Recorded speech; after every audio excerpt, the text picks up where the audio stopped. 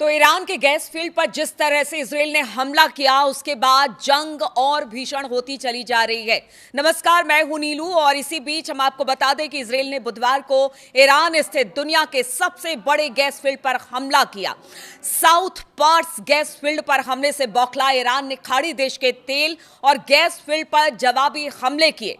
Qatar की सरकारी ऊर्जा कंपनी ने बताया कि उसकी मुख्य गैस सुविधा पर ईरानी हमले में भारी नुकसान हुआ, क्योंकि ईरान ने पहले ही कह दिया था कि उसके गैस फील्ड पर हमला हुआ है। अब वो बड़े हमले की तैयारी, चाहे वो सऊदी अरब हो या फिर यूएई हो, हर जगह वो करने की तैयारी कर रहा है और उसने ये हमला कर दिया, जिसमें बड़ा नुकसान कतर को हुआ है। कतर एनर्जी ने बुधवार को एक बयान में रास लफान इंडस्ट्रियल सिटी में हमले की पुष्टि की है। वहीं सऊदी अरब में ईरानी हमलों के बीच में ही रोक दिया गया है। बताया जा रहा है कि कुछ मिसाइलों को इंटरसेप्ट किया गया है।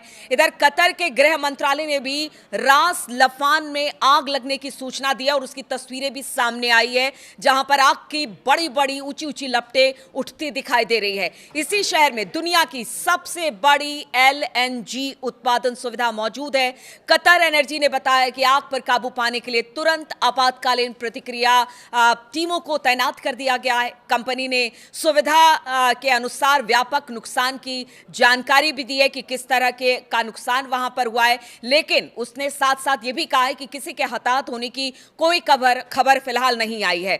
देखिए, अगर कतर के इस गैस फील्ड की बात की जाए तो दुनिया भर में यहां से गैस भेजा जाता है और कह लीजिए कि भारत में भी यहां से अच्छा खासा गैस भेजा जाता है। अब ऐसे में अगर गैस फील्ड पर हमला हो रहा है, और ये हमला तो अभी सिर्फ कतर में है, बताया जा रहा है कुछ और ईरान के निशाने पर गैस फील्ड है अलग अलग जगहों पर, चाहे वो सऊदी अरब हो, कतर हो, बाकी जगह हो, उन सब पर इस वक्त ईरान की नजर है। और ईरान ने कह दिया था कि अगर हमारी एनर्जी फैसिलिटी पर आप हमला करेंगे तो फिर आपको बड़ा खामियाजा उठाना पड़ेगा। और इजराइल ने जिस तरह से हमला किया ईरान की गैस फील्ड पर, उसके बाद ईरान ने ताबड़तोड़ मिसाइलें दागी हैं और अब एक के बाद एक गैस फील्ड पर उसकी नजर है। और कतर की बात तो हमने बताई। रास लफान दोहा से 80 किलोमीटर उत्तर में स्थित बताया जाता है। गैस फील्ड पर हमले के बाद कतर ने ईरानी दूतावास के कर्मचारियों को देश छोड़ने को कह दिया है। कतर के विदेश मंत्रालय ने गुरुवार को घोषणा की कि ईरानी दूतावास में तैनात मिलिट्री और सिक्योरिटी अटैची के साथ ही उनके कर्मचारियों को 24 घंटे के भीतर भीतर देश छोड़ने को कहा गया है। ईरानी दूतावास के कर्मचारियों को परसोना नॉन ग्रांटा घोषित कर दिया गया है। मंत्रालय ने बताया कि ईरान ने उस पर 5 बैलिस्टिक मिसाइलें दागी।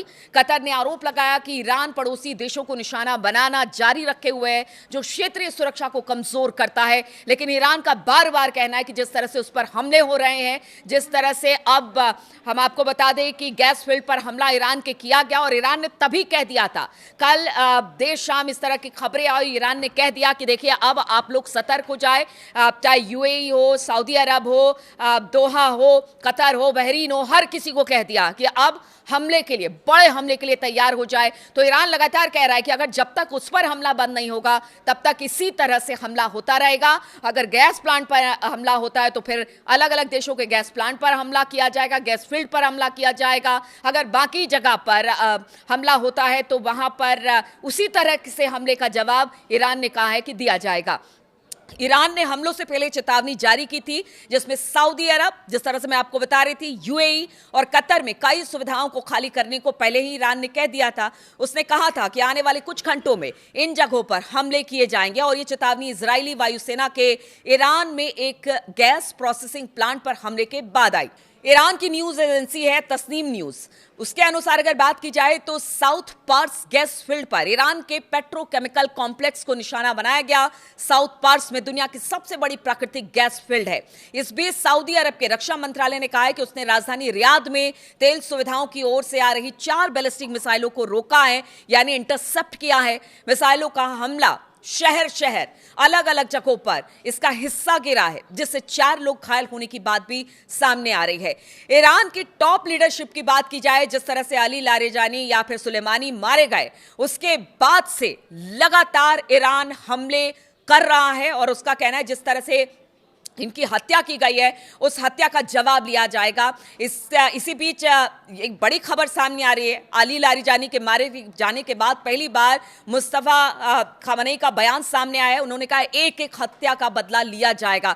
आप समझिए, ये हत्या का बदला हो या फिर जिस तरह से ईरान पर हमले हो रहे हैं उसका बदला हो। लग रहा था कि टॉप लीडरशिप खत्म तो ईरान खत्म, लेकिन ऐसा कुछ नहीं हुआ है।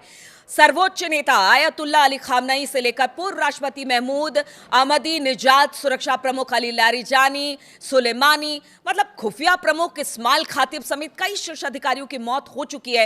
लेकिन इसके बावजूद भी ईरान युद्ध में बना हुआ है और ईरान इस वक्त भयंकर तबाही मचा रहा है। इस बीच ईरान के विदेश मंत्री सैयद अब्बास अराक्ची ने बुधवार को कहा कि अपने सबसे सीनियर सुरक्षा अधिकारी को खोने के बावजूद ईरान अपनी लड़ाई जारी रखेगा। उन्होंने कहा कि अमेरिका का युद्ध और हम पीछे नहीं हटने वाले हैं, यानी किसी तरह की कोई बातचीत नहीं होगी। कतर के न्यूज चैनल अल जजीरा से बात करते हुए अराक्ची ने कहा कि किसी एक व्यक्ति की मौजूदगी या फिर गैर मौजूदगी से ईरान के राजनीतिक और आर्थिक ढांचे पर कोई असर नहीं पड़ने वाला है। हम इसी तरह से हमला करते रहेंगे। और अब तो समझिए कि एनर्जी पर बात सामने आ गई है। कल को अभी तो गैस फील्ड पर हमला हुआ है, चाहे वो इजराइल की तरफ से ईरान की गैस फील्ड हो या फिर ईरान की तरफ से कतर और बाकी देशों की गैस फील्ड पर निशाना जिस तरह से बनाया जा रहा है। उसके बाद ईरान ने पहले ही कह दिया है कि अगर इसी तरह से हमले होते रहे तो फिर आप सोचिए कि तेल के कुएं में आग लगा दी जाएगी, तेल के प्रोसेसिंग प्लांट में आग लगा दी जाएगी। क्या होगा?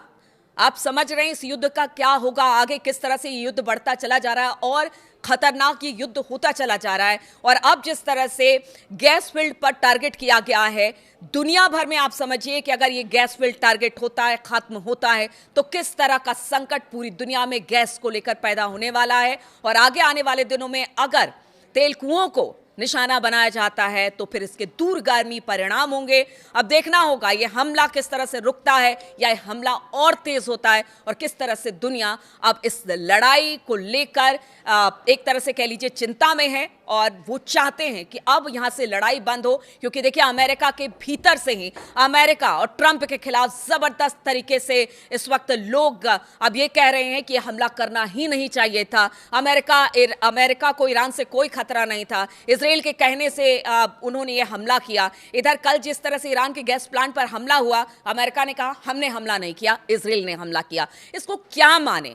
हमला दोनों तरफ से किया जा रहा है, अमेरिका और इजराइल में कहा ईरान पर, और ईरान है कि पूरे अरब क्षेत्र में इस वक्त कोहराम मचाए हुए है। लेकिन कोई भी पीछे हटने को तैयार नहीं है। परिस्थिति बहुत गंभीर है और आगे आने वाले दिनों में ये युद्ध और कहां जाता है इस पर हमारी नजर लगातार बनी रहेगी। आप बने रहिए हमारे साथ।